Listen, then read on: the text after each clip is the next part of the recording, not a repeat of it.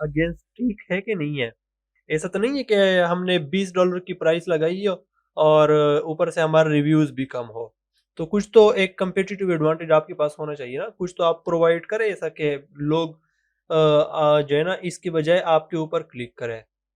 तो प्राइस आप देखेंगे, जैसे देखें इनके आपस में जो है ना कंपटीशन चल रही है, अब मुझे डिटेल से देखना होगा फिर कि इसमें और इसमें क्या फ़र्क है कि ये एक जो है ना आपस में कब ऑफ़र कर रहे हैं। चलो इसकी समझ आ जाएगी कि ये चूँकि इसके पास ज़्यादा रिव्यूज़ है तो ये ज़्यादा जो है ना ऑफ़र कर रहे हैं प्राइस, और ये जो है ना ज़्यादा सेल्स हासिल करने के लिए शायद इसने प्राइस कम किया हो। बाकी तो मुझे देखना होगा कि ये लार्ज डॉग के लिए है, ये स्मॉल के लिए है या किस साइज़ डॉग के लिए, ये भी शायद फ़र्क हो इसमें।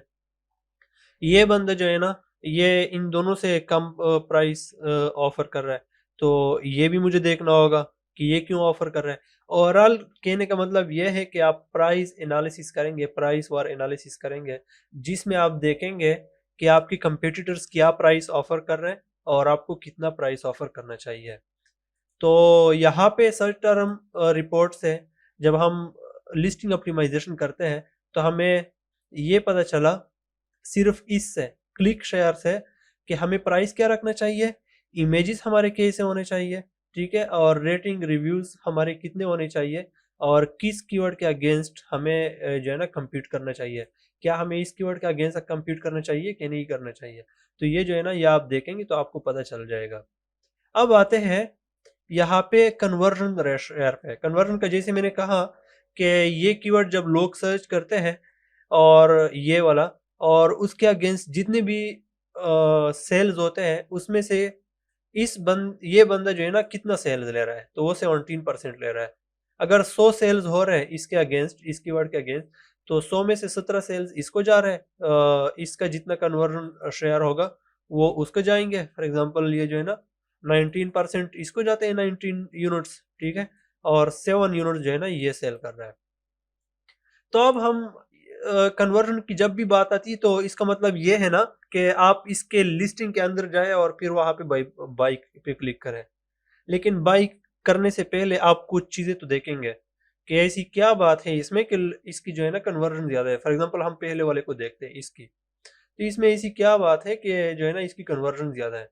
तो चलो हम देखते हैं। तो नंबर वन देखें, यहाँ पे जो है ना इन्होंने वेरिएशंस बहुत ज़्यादा डाले हैं।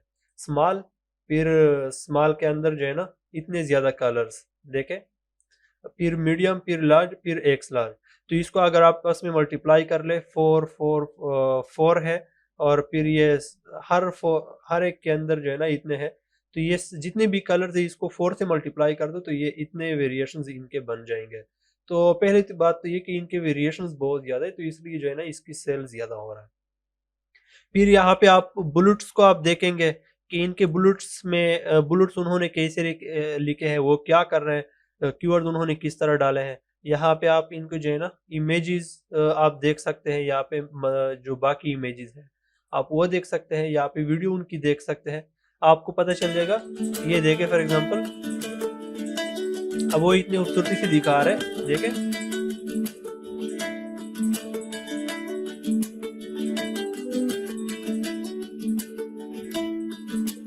तो आप देख सकते हैं, आप फील कर सकते हैं, अगर आपके पास डॉग है तो आप फील कर सकते हैं, आप रिलेट कर सकते हैं कि आपको लेना चाहिए कि नहीं लेना चाहिए, ठीक है। तो वीडियो में बेसिकली हम फील देते हैं। तो यहाँ पे आप नीचे आ जाएंगे, इनकी ईबीसी कंटेंट देखेंगे कि ईबीसी में वो क्या बात कर रहे हैं, किस चीज को ज्यादा प्रमोट कर रहे हैं, ठीक है। यहाँ पे आप ये देखेंगे, ये सारी चीजें जो है ना आप यहाँ पे देखेंगे, और इसके लिहाज से जो है ना आप अपने कंटेंट को चीजों को देखेंगे। इसके देखे तो इसके तो बहुत ज्यादा वेरिएशन है, देखें इतने ज्यादा, ठीक है। और फिर यहाँ पे भी जो है ना साइज के लिहाज से इंतहाई ज्यादा वेरिएशन है।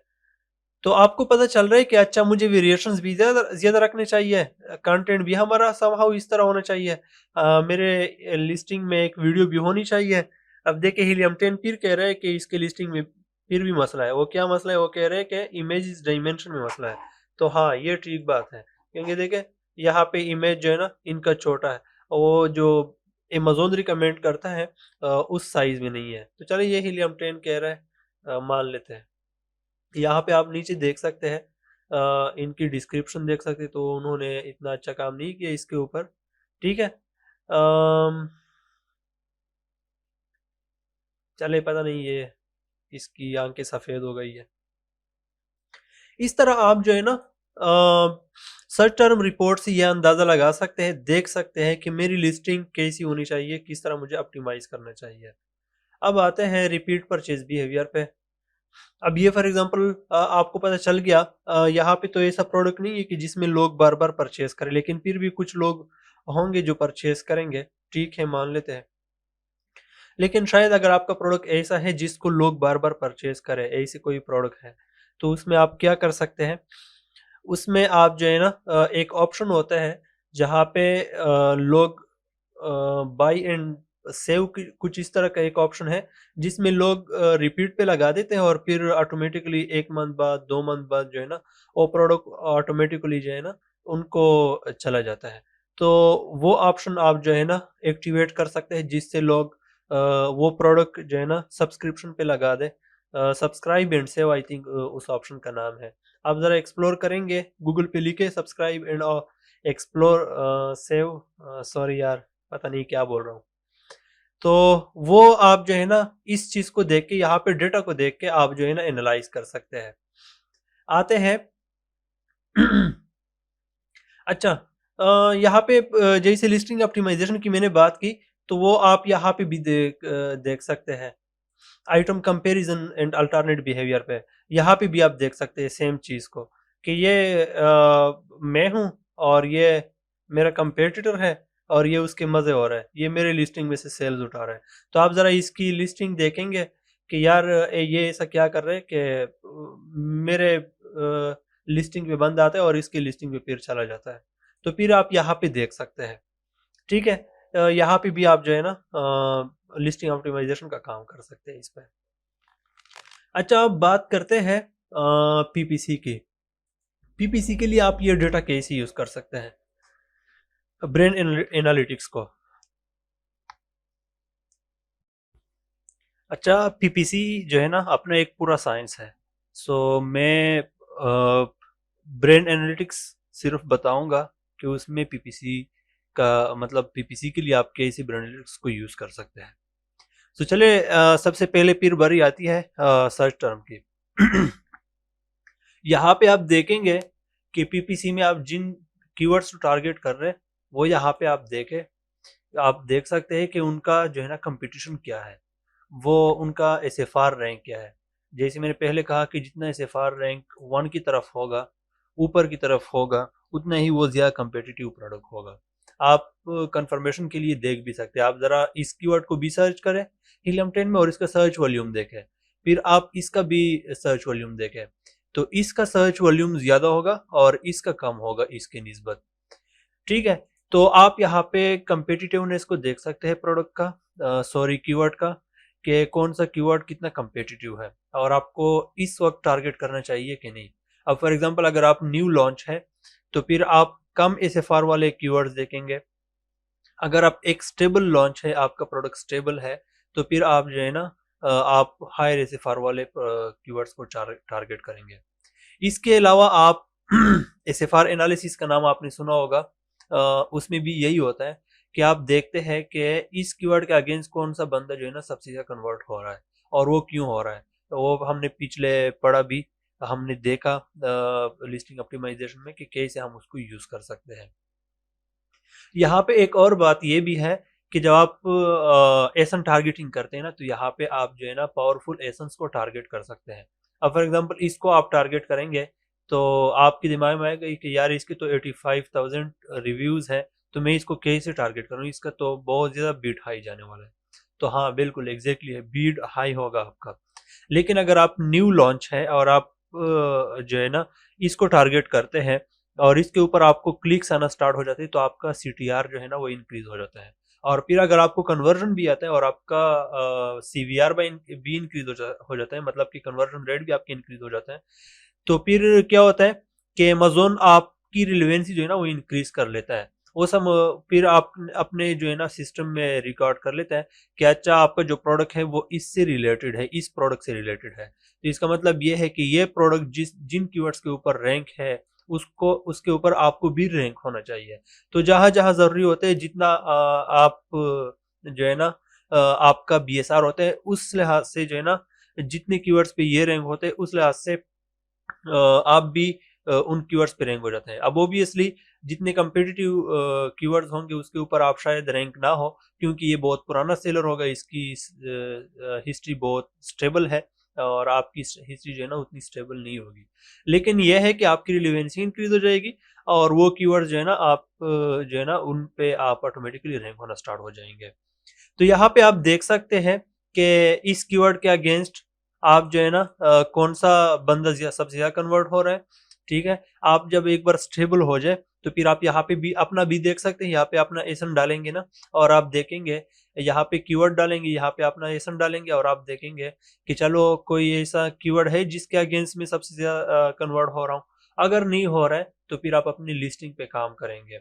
आप देखेंगे फॉर एग्जाम्पल ये कीवर्ड जो है ना, ये वाला फॉर एग्जाम्पल, ये तो चलो हाँ ठीक है, pet safe easy walk dog harness. अब फॉर एग्जांपल आपने इसको टारगेट किया और आपने कहना है कि यार मैंने इसके ऊपर सबसे ज्यादा जो है ना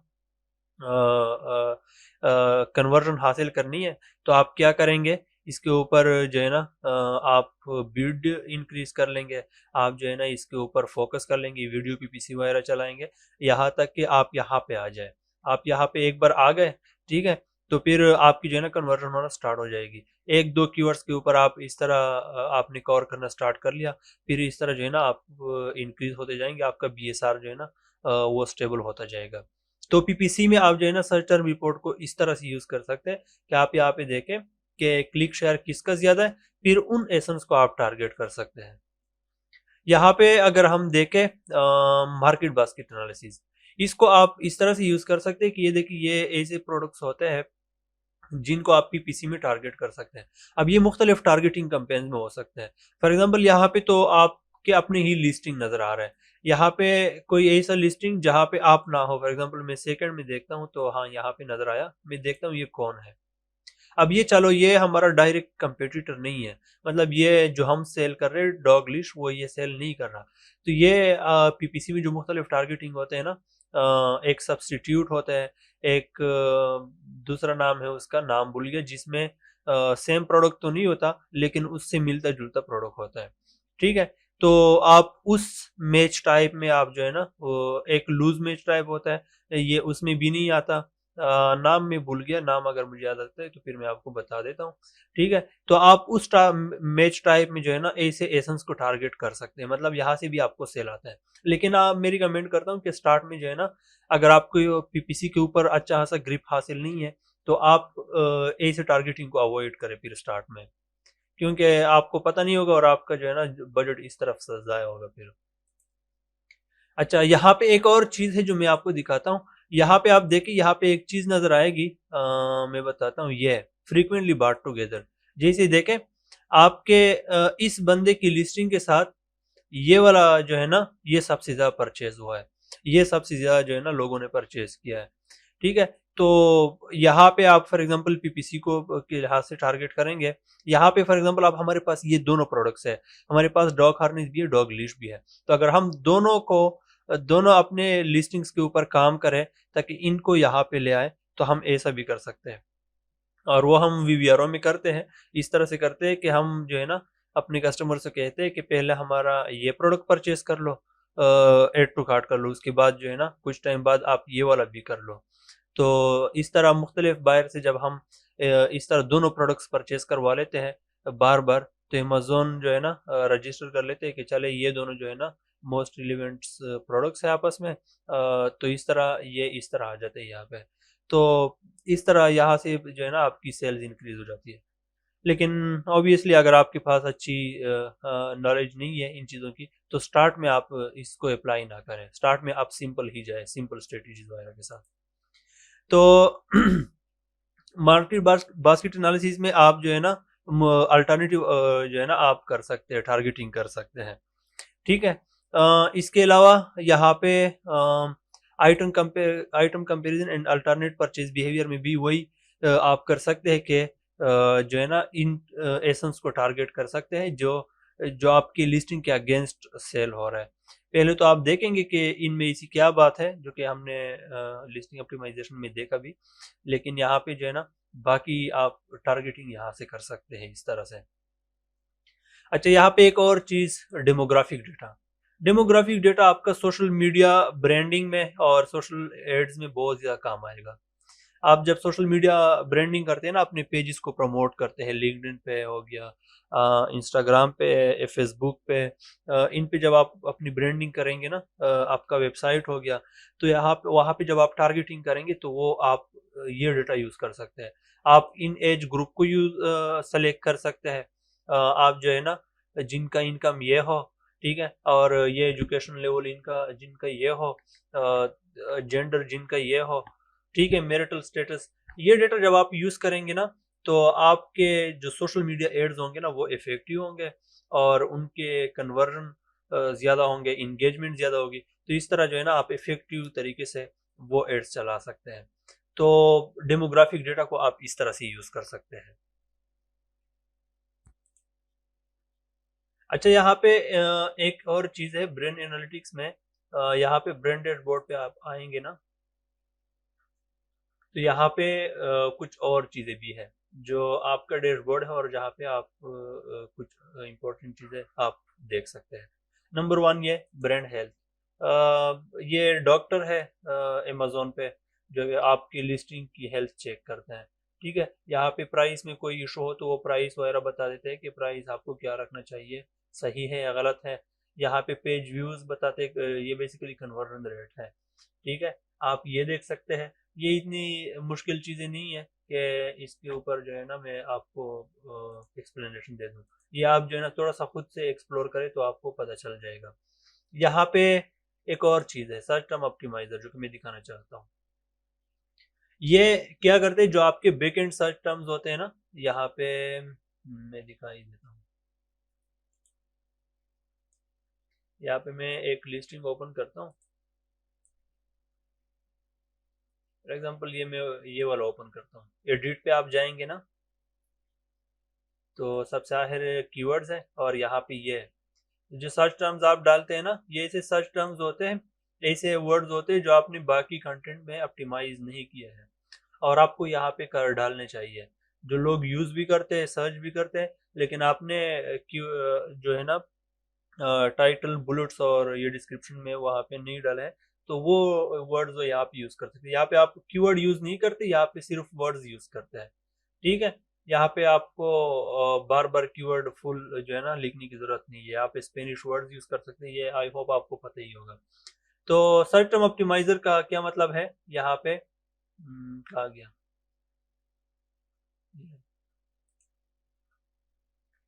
ये आपको बताता है कि आपके जो है ना आपकी लिस्टिंग ऑप्टिमाइज है कि नहीं। तो ये कह रहे हैं नॉट ऑप्टिमाइज। ये बेसिकली आप अभी मैंने अपडेट भी कर दिया है, इसमें मैंने चेंजेस कर लिए है, तो ये 48 आवर्स में जो है ना अपडेट हो भी जाएगा। लेकिन यहाँ पे मैं दिखाता हूँ, ये कह रहे हैं कि ये ऑप्टिमाइज नहीं है। तो मैं चलो देखता हूँ कि क्या इसमें ऐसी क्या इश्यूज है। तो वो ये बता रहा है, ठीक है, लो वैल्यू जो है ना टर्म्स। अब देखिए ये रेड जो है ना मैंने यहाँ पे ऐड किया है, लेकिन ये क्या कह रहे हैं, मैं क्लिक करता हूँ तो वो कह रहे हैं exclude this keyword, why, duplicate in the product title. ये प्रोडक्ट टाइटल में या बुलेट पॉइंट्स में ऑलरेडी अवेलेबल है, ये दोनों वहाँ वहाँ पे ऑलरेडी अवेलेबल है, तो यहाँ पे ऐड करने की जरूरत नहीं है। और मैंने जैसे कहा अभी के सर्च टर्म्स में ऐसे कीवर्ड्स या ऐसे वर्ड्स आप डालते हैं जहाँ पे जो आपके कंटेंट में यूज ना हुए। तो ये रेड का जो वर्ड है ना, ये बेसिकली यूज हुआ है। यहाँ पे मैं टाइटल में दिखा देख भी लेता हूँ अगर यूज हुआ है तो। फिर ये देखे रेड, ये देखे रेड यहाँ पे यूज हुए, तो उसने हाईलाइट किया कि इसकी यार जरूरत नहीं है, आपने क्यों किया हुआ है। तो आप क्या करेंगे, यहाँ पे वो रिवाइज्ड सर्च टर्म्स बता देते हैं कि यार ये वाले जो है ना ये यूनिक है, ये आपके कंटेंट में यूज नहीं हुए, तो आप इसको पब्लिश करें। या फिर 215 बाइट्स आपके यूज हुए ना 249 में से, तो आप मजीद भी इसमें जो है ना वर्ड्स डाल सकते हैं। यहाँ पे एडिट करें, ये एडिट पे क्लिक करेंगे और यहाँ पे मजीद वर्ड्स जो है ना आप ऐड कर ले, और फिर सेव और फिर पब्लिश। पब्लिश पे क्लिक करेंगे ना तो ये जो रिपीटेड थे या फिर जो लो वैल्यू टर्म्स थे वो इससे हट जाएंगे, और ये जो इफेक्टिव वाले होंगे ना ये पब्लिश हो जाएंगे। तो ये ब्रेन एनालिटिक्स आपको ये भी बताते हैं यहाँ पे सर्च टर्म ऑप्टिमाइजर, ठीक है, कि आपको क्या करना चाहिए। तो चले, ये चीज़ें थी जो मुझे ब्रेन एनालिटिक्स में काम की लगी।